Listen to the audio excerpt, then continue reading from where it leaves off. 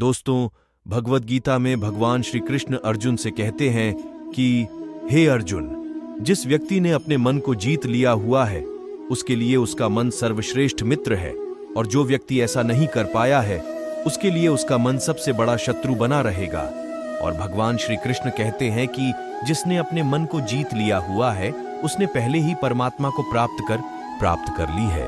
और इस तरह के पुरुष के लिए सुख, दुख और सर्दी, गर्मी एवं मान अपमान एक सा होता है।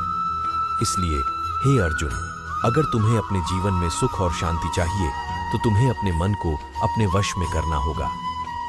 दोस्तों, भगवान श्री कृष्ण के मुख से ये सब बातें सुनने के बाद अर्जुन भगवान श्री कृष्ण से कहता है कि हे मधुसूदन, ये कहना तो बहुत आसान है कि तुम अपने मन पर काबू पालो और तुम अपने मन के स्वामी बन जाओ, परंतु यही तो सबसे दुष्कर कार्य है, क्योंकि मेरा मन तो वायु की तरह चंचल, हट्टी और अत्यंत बलवान है, और इस कारण मुझे अपने मन को अपने वश में करना बहती हुई हवा को अपने वश में करने से भी ज्यादा कठिन लग रहा है।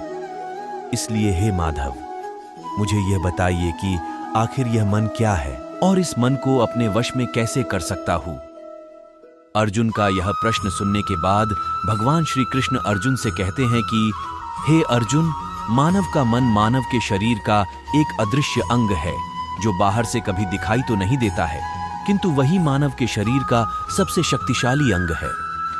मानव को मैं के घमंड की मंदिरा पिला पिलाकर मदहोश करने वाला पाखंडी केवल यह मन ही है। उसकी हाथों में मोहमाया का जाल है जिसे वो मनुष्य की कामनाओं पर टालता रहता है और उसे अपनी काबू में करता रहता है। मानव का मन शरीर से भी मोह करता है और अपनी खुशियों से और अपने दुखों से भी मोह करता रहता है। खुशियों में यह मन खुशियों भरी गीत गाता है और दुखों में यही मन दुख भरे गीत गुनगुनाता है। दूसरे लोगों को अपने दुखों में शामिल करके मनुष्य के मन को बहुत ज्यादा खुशी मिलती है। किसी भी मानव को उसका मन जीवन के आखिर तक अपने जाल से इतनी आसानी से बाहर निकलने नहीं देता, और इसी तरह उसे अपने रस्सी में बांधकर उससे तरह तरह के नाच नचवाता रहता है। और यह सब तब तक चलता रहता है जब तक कि वो व्यक्ति अपने आप को अपने मन के अधीन रहने देता है, और जब वह व्यक्ति अपने मन के अधीन करने लगता है तब उसका मन उसकी काबू में आ जाता है। मनुष्य का मन मनुष्य को जीवन के अंत तक इतनी फुर्सत भी नहीं देता कि वो अपने अंतर में झांककर अपनी अंतर आत्मा को पहचाने और उस आत्मा के अंदर जिस परम आत्मा परमेश्वर का प्रकाश है उस परमेश्वर का साक्षात्कार कर सके। इसलिए हे अर्जुन, किसी भी जीवित प्राणी के लिए यह बहुत महत्वपूर्ण है कि वो प्राणी अपने मन को अपने काबू में करके अपने अंतर में झांककर अपनी अंतर आत्मा को देखे, और जब वह व्यक्ति ऐसा करेगा तब उस व्यक्ति को अपनी अंतर आत्मा के अंदर परमात्मा का प्रकाश उसे स्पष्ट दिखाई देने लगेगा, और इसी को ही परमात्मा का यानी कि ईश्वर का साक्षात्कार कहते हैं। हे अर्जुन, मानव का शरीर एक रथ की तरह ही है, जैसे आंख, नाक, कान, जीभ और त्वचा आदि, और इन सभी पांचों इंद्रियों रूपी घोड़ों को जो सारथी चलाता है वो सारथी हमारी बुद्धि है, और उस सारथी की हाथों में जो लगाम है ना, वह हमारा मन है, और उस शरीर रूपी रथ में बैठा हुआ स्वामी ही मनुष्य की आत्मा है। मानव की इंद्रियां विषयों की ओर आकर्षित होती रहती है, और यह सब तब तक ही होता रहता है जब तक कि वो मनुष्य अपने मन को अपने काबू में ना लाए। हे अर्जुन, जब तुम स्वयं अपने मन के अधीन ना रहकर अपने मन को अपने अधीन कर लेते हो तो यही मन तुम्हें एक अच्छे सारथी की तरह तुम्हारे शरीर रूपी रथ को सीधे मुझ भगवान श्री कृष्ण की ओर ले जाता है। तुम्हारा मन यदि तुम्हारा स्वामी है और तुम उसके अधीन होगे तो तुम्हारा मन तुम्हें माया के बंधन में जकड़ता रहेगा, और जब तुम अपने मन पर काबू पालोगे और तुम उसके स्वामी हो जाओगे तो यही मन तुम्हें मोक्ष के द्वार तक ले जाएगा। हे अर्जुन, अब मैं तुम्हें मनुष्य के मन को काबू में कैसे लाते हैं उसके बारे में बताता हूं, जो तुम्हारे लिए और हर उस व्यक्ति के लिए बहुत महत्वपूर्ण है जो अपने मन को अपने वश में करना चाहता है। इसीलिए तुम इसे अपने हित के लिए ध्यान से सुनो।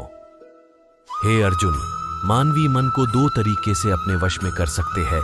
पहला तरीका है अभ्यास और दूसरा तरीका है वैराग्य। इन दोनों तरीकों से ही तुम अपने मन को अपने वश में कर सकते हो। अब इन दोनों तरीकों के बारे में तुम्हें अब विस्तार से बताता हूं। दोस्तों, अभ्यास का अर्थ है निरंतर अभ्यास, यानी अपने मन को एक काम पर लगा दो, वह वहां से भागेगा, उसे फिर से पकड़ कर लाओ, फिर वो वहां से फिर से भागेगा तो फिर उसे फिर से पकड़ो, और ऐसा बार बार करना पड़ता है। फिर कहीं जाकर यह हमारे वश में आ जाता है और इसे ही अभ्यास करना कहते हैं। दोस्तों, अभ्यास में आप भगवान के पवित्र नाम का उच्चारण भी कर सकते हो, जिसे मैं भी हर रोज करता हूँ, क्योंकि भगवान के नाम जप से हमारा मन तारता है और हमारे मन में जो गंदे और विनाशकारी विचारकारी आते रहते हैं ना, वो नाम जप से धीरे धीरे आने कम हो जाते हैं और हमारा मन हमारे काबू में आ जाता है। दोस्तों, अब मैं आपको उस हरे कृष्ण महामंत्र के बारे में बताता हूँ जिसे मैं हर रोज जपता रहता हूँ। दोस्तों, यह मंत्र प्रमाणिक संप्रदाय यानी कि गौड़ीय वैष्णव संप्रदाय से आया हुआ है, इसलिए मैं यह मंत्र आपको सजेस्ट कर रहा हूं। हरे कृष्ण कृष्ण कृष्ण हरे हरे, आओ हरे राम राम राम हरे हरे। दोस्तों, अब आपके मन में आया था कि अगर अभ्यास से ही हमारा मन हमारे वश में आ जाता है तो फिर वैराग्य की क्या आवश्यकता है, और आखिर यह वैराग्य क्या है? तो इसका जवाब देते हुए भगवान श्री कृष्ण कहते हैं कि हे अर्जुन, वैराग्य की आवश्यकता इसलिए है क्योंकि एक बार हमारा मन जब ठीक रास्ते पर आ जाने के बाद हमारा मन फिर से उलटे रास्ते पर न चला जाए, इसलिए वैराग्य की आवश्यकता है। क्योंकि इंद्रियों के विषय मानव के मन को सदा उलटे रास्ते पर आकर्षित करते रहते हैं, यानी कि काम की तृष्णा, भोग विलास, मोह आदि इत्यादि चीजें मानवीय मन को फिर से अपनी ओर खींच लेती है। इसलिए हमारे मन को यह समझना बहुत जरूरी है कि यह सारे विषय यानी कि काम की तृष्णा, भोग विलास, मोह आदि इत्यादि, यह सब चीजें मिथ्या और मोह का ब्रह्म है। जब हमारा मन इस सत्य को अच्छे से समझ लेगा तो उसे इन सभी विषयों से मोह नहीं रहेगा, बल्कि उसे उससे वैराग्य हो जाएगा, और इसे ही वैराग्य कहते हैं। दोस्तों, अगर आप भी इन दोनों तरीकों को अपने जीवन में अपना लेते हो तो आप भी अर्जुन की तरह अपने मन को अपने वश में कर सकते हो। दोस्तों, आज के इस गीता का ज्ञान आर्टिकल में सिर्फ इतना ही। दोस्तों, ये आर्टिकल आपको कैसा लगा, ये हमें नीचे दिए कमेंट बॉक्स में कमेंट करके जरूर बताइए। साथ ही इस पोस्ट को फेसबुक, व्हाट्सएप और टेलीग्राम पर अपने दोस्त